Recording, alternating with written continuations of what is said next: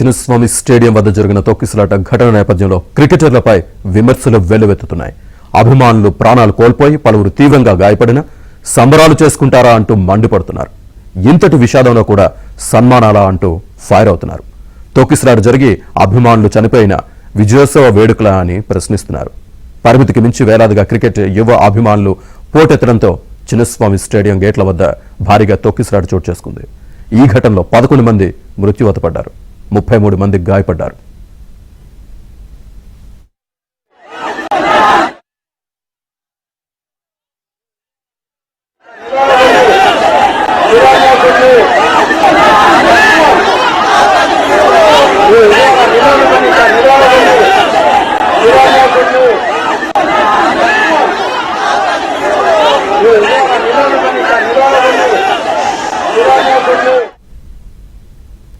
బెంగళూరులో తొక్కిసలాట ఘటన, ఆర్సీబీపై విమర్శలకు సంబంధించి పూర్తి డీటెయిల్స్ మా కరెస్పాండెంట్ రిత్విక్ అందిస్తారు. రిత్విక్. శ్రీనివాస్, నిన్న సాయంత్రం ఏదైతే ఈ చిన్నస్వామి స్టేడియం వద్ద ఈ తొక్కిసలాట తోపులాట ఘటన చోటు చేసుకుందో ప్రస్తుతం మనం అదే ప్రదేశంలో ఉన్నాం. ముఖ్యంగా కూడా చిన్నస్వామి స్టేడియంకి 4 వైపులా రోడ్లు ఉంటే 3 వైపులా విశాలమైన రోడ్లు ఉండగా మనం ప్రస్తుతం స్టేడియంకు వెనక వైపు ఉన్న ప్రాంతంలో ఉన్నాం. ఈ ప్రాంతంలో ఎక్కువగా మనం చూస్తే ప్రధానంగా గేట్ నెంబర్ 7 ఈ ప్రాంతంలోనే మనం ఎక్కువగా కూడా తోపులాటలు జరిగింది. ఈ ప్రాంతం మొత్తం కూడా మనం చూడొచ్చు ప్రత్యక్షంగా. నిన్న ఏదైతే ఈ ఘటన జరిగిన సమయంలో ఇక్కడ దృశ్యాలు ఇంకా కూడా అట్లే ఉన్నాయి. కనీసం బ్యారిగేట్లు మొత్తం కూడా పూర్తిగా కూడా వంగిపోయిన పరిస్థితి ఉంది.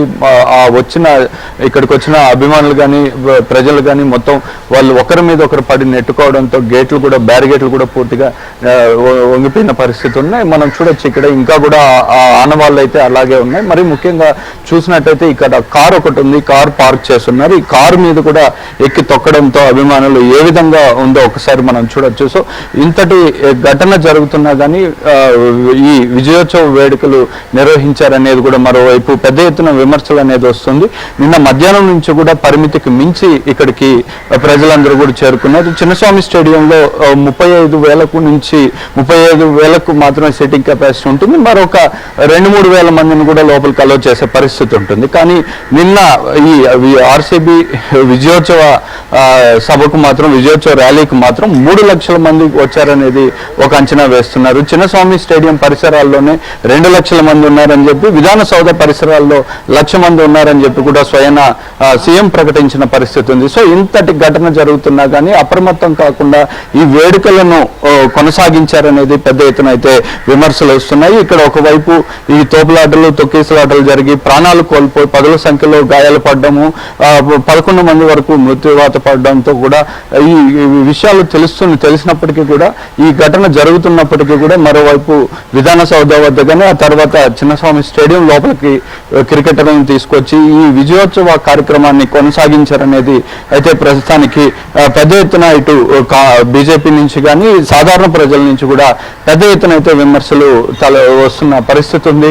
ప్రస్తుతం బోరింగ్ హాస్పిటల్లో కానీ వైదేహి హాస్పిటల్లో కానీ ఈ ఏదైతే ఇక్కడ ఘటనలో గాయపడిన వారికి వైద్య సేవలు అందిస్తున్నారు. దాదాపు 50 మందికి పైగా కూడా ఆసుపత్రిలో చేరారు గాయాల పాలై. వారిలో చాలా మంది నిన్న రాత్రికే కోలుకొని డిశ్చార్జ్ అవగా మరో 33 మంది వరకు కూడా ప్రస్తుతం హాస్పిటల్లో వైద్య సేవలు కొనసాగుతున్నాయి. వీరిలో కూడా కొంతమంది పరిస్థితి విషమంగా ఉంటాయని కూడా చెబుతున్నారు. అయితే ప్రస్తుతానికి 11 మంది చనిపోగా వీరిలో కొంతమందిని గుర్తించడానికి కూడా కష్టతరంగా మారింది. చాలా మంది వారి ఆచూకీ తెలియక కూడా వారు అన్నోన్ బాడీగా కూడా హాస్పిటల్ రికార్డ్స్లో నమోదు చేస్తున్న పరిస్థితి. సో ఓవరాల్గా చూస్తే ఖచ్చితంగా కూడా పెద్ద ఎత్తున అయితే ప్రభుత్వం మీద విమర్శలు అనేది తలెత్తుతుంది.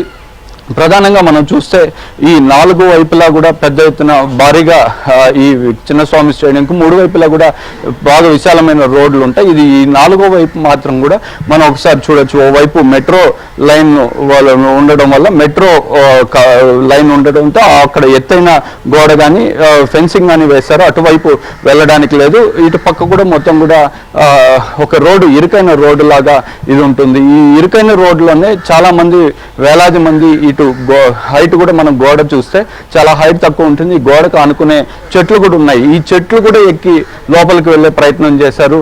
మనం ఒకసారి చూడొచ్చు, కాంపౌండ్కి చిన్నస్వామి స్టేడియంకి కాంపౌండ్కి ఆనుకునే చెట్లు ఉండడం, ఈ చెట్లు ఎక్కి మనం ప్రధానంగా చూస్తే ఈ గేట్ నెంబర్ 7 ఈ ప్రాంతంలో కూడా చెట్లు ఉండడంతో ఆ 2 చెట్ల వైపు కూడా ఎక్కి లోపలికి వెళ్ళే ప్రయత్నం చేశారు. ఇదే సమయంలోనే ఎక్కువగా కూడా ఈ తోపులాటలు తొక్కేసలాటలు జరిగాయి. దీంట్లోనే ఈ ప్రదేశంలోనే కూడా ఎక్కువగా గాయపడడం కానీ మృత్యువాత పడడం కానీ జరిగింది. దీని మీద అయితే జ్యుడిషియల్ ఎంక్వైరీ కూడా వేశారు. పూర్తి విచారణ అయితే కొనసాగుతుంది. Srinivas. Right Ruthvik, thank you.